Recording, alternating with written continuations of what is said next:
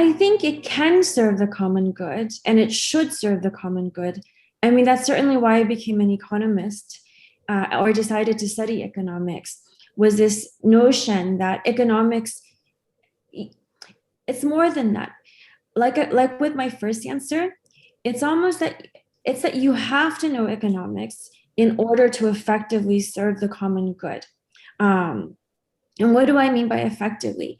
In that to serve the common good, in most cases, there are going to be winners and losers.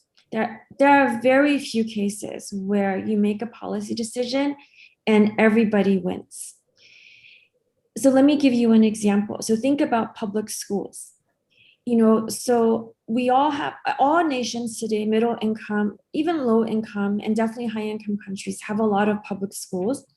And then you, to fund these public schools, we tax people and we put in government money. But it's not win-win for everyone, right?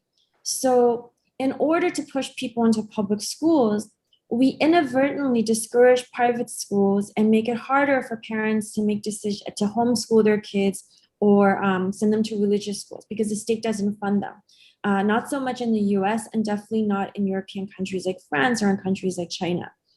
So this policy of pushing people to public schools and increasing public schooling is really great and benefits a lot of people, children from low income households who can't afford public schooling.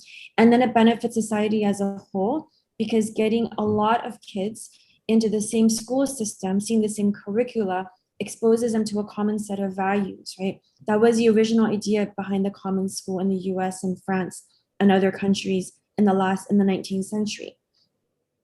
But some people do lose out on that. So you have kids who would benefit from more specialized environments. You have parents who feel like their right to educate their children the way they want is infringed upon.